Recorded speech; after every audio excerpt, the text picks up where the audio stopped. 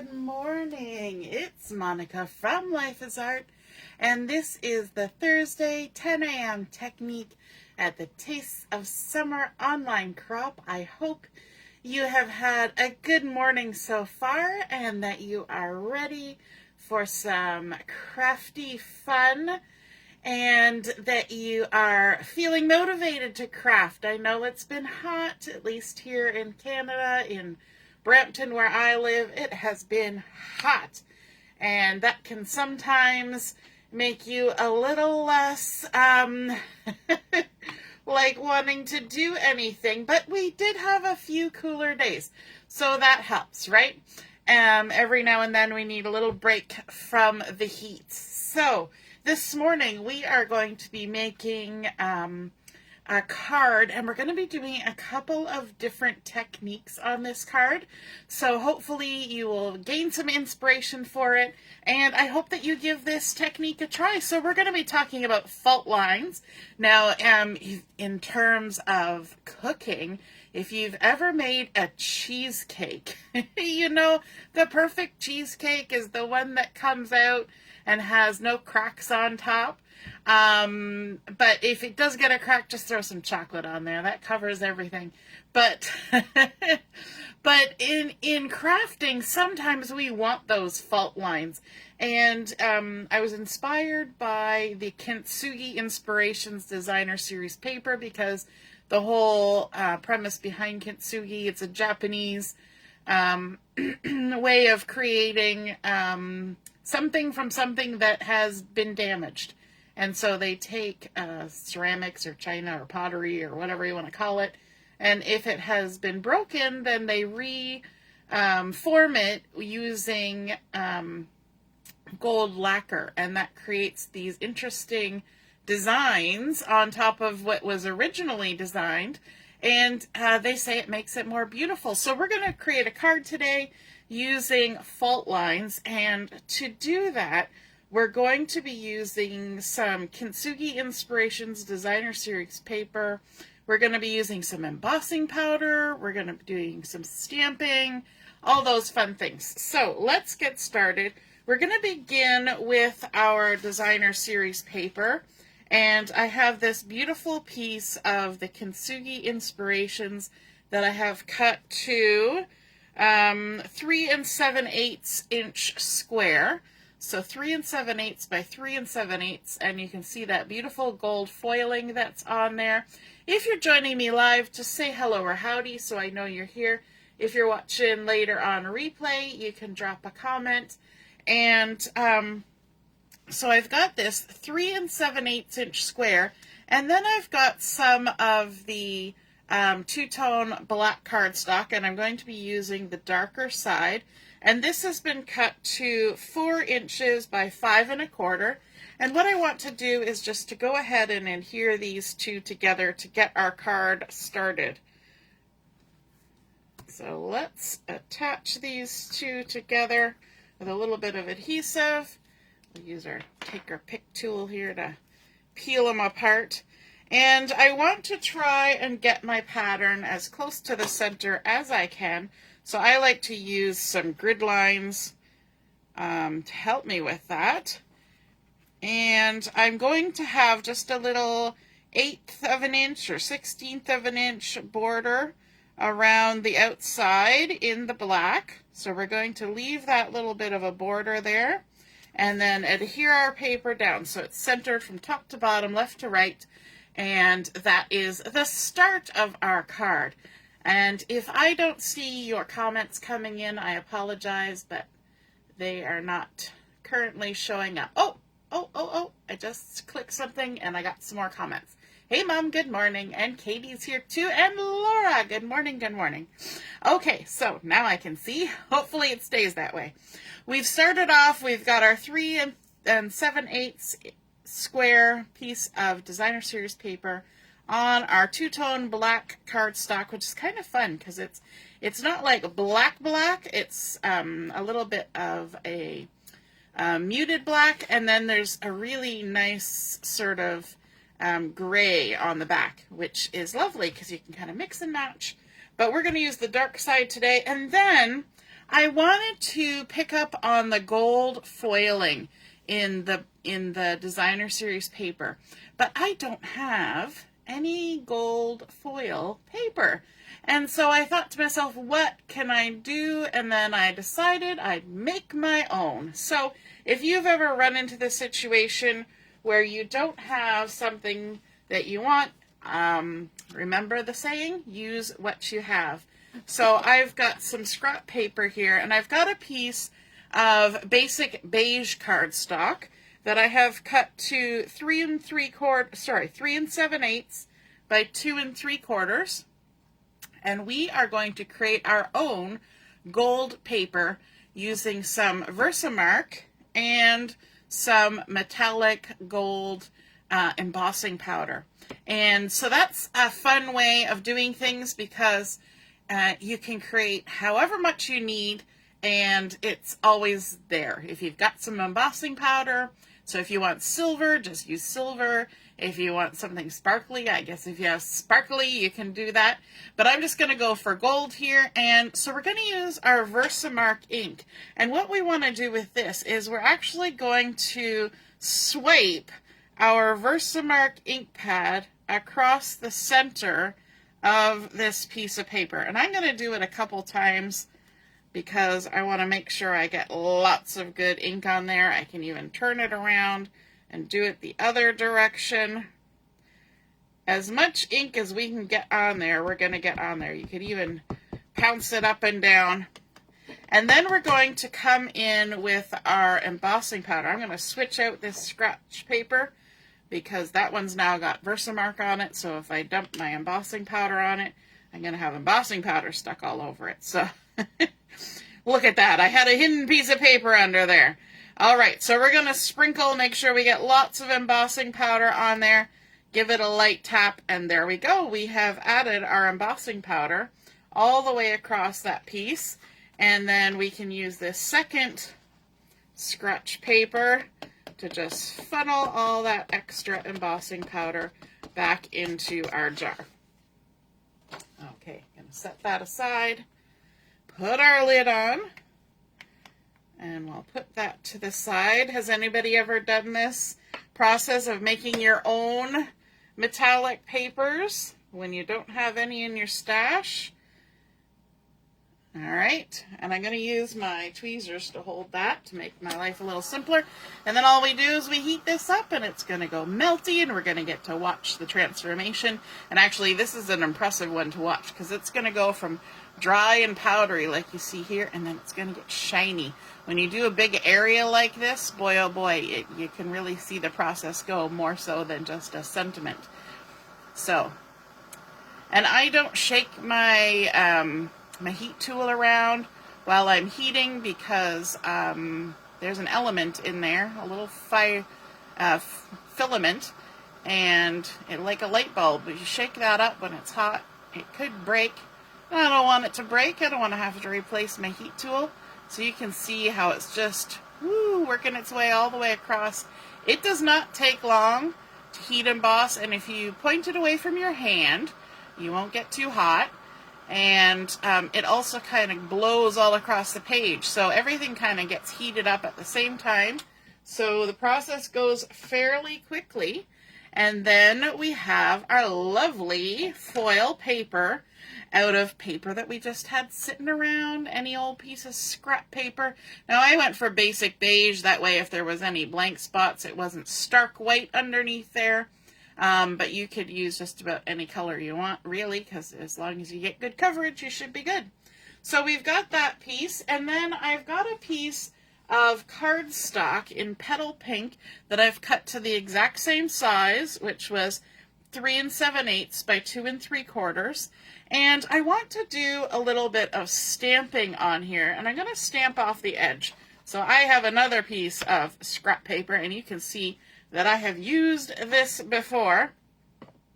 And I'm going to bring in some Crumb Cake ink for this, just because I want it to be a bit of a neutral. I don't want it to stand out too much, but I want it to be there.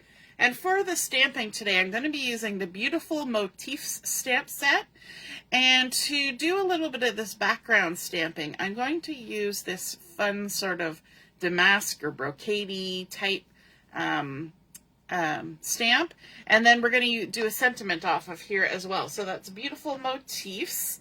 And so let's grab this large kind of funky pattern stamp. We're going to ink it up, and you can either do it first generation stamping, second generation, whatever floats your boat. I'm just going to go ahead and stamp it as is. So that's first generation stamping. I'm going to put a little bit in that corner and a little bit less in this corner. And that's it. We're just putting a little touch, a little hint of that. We don't need too much. We've got a lot of pretty pattern going on in our designer series paper.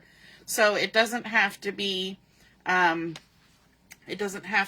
dramatic bit of stamping. It's just for a little bit of texture. Now to create our fault line, we are going to stack these two pieces, one on top of the other, lining them up. And because they're the same size, that totally works.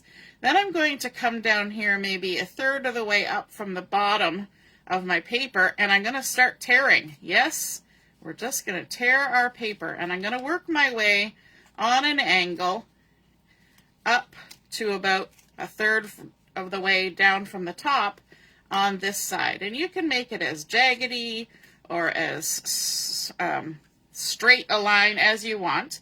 And then all we have to do is stick those two pieces together.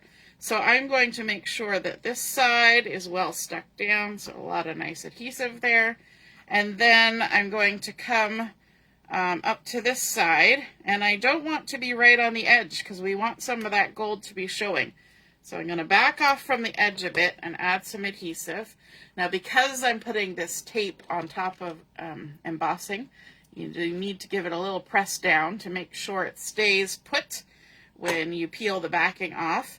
And then all we're going to do, I'm going to turn this so I can kind of see everything all at once.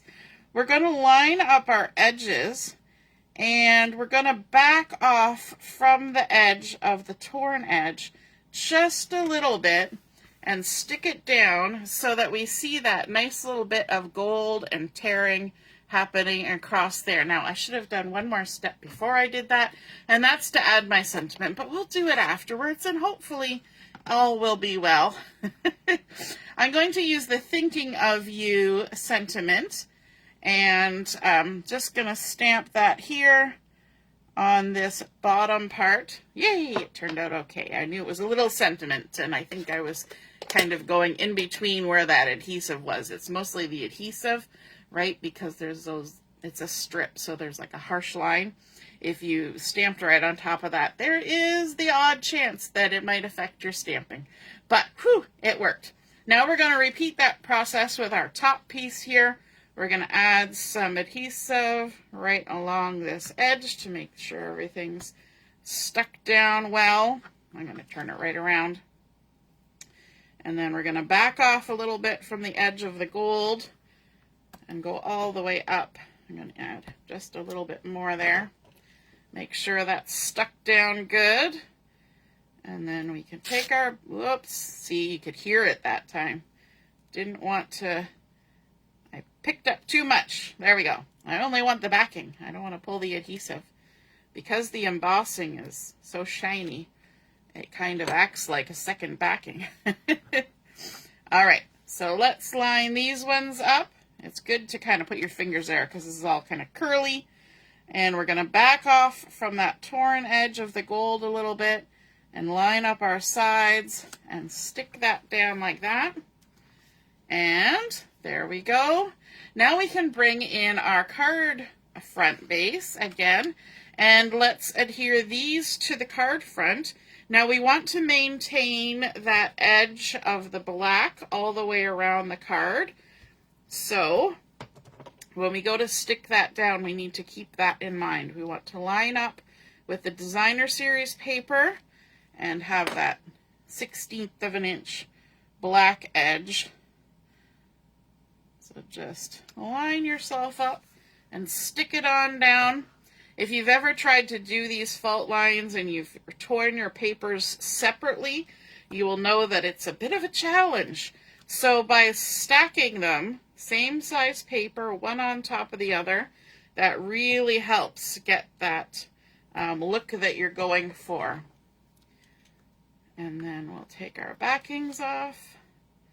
You could use liquid glue for this too, if you want to really go along the edge. But I am always worried, especially with a jaggedy edge like this, that my liquid glue will squish out in weird places, and I don't want that. So let's line this up. We're leaving that border of the black all the way around. So pretty. Look how those just kind of pop. You can even adhere these outside pieces with dimensionals if you want a little bit of extra on there. And that's always fun too, if you want a little extra dimension and a bit of a gap. You can even add dimensionals along this side and adhere it down there so it kind of comes up. But I think that that creates a fun look just as it is. Let's bring in a card base. I've got a piece of white willow that's been cut to 8.5 by 5.5, and it's been scored at 4 1/4.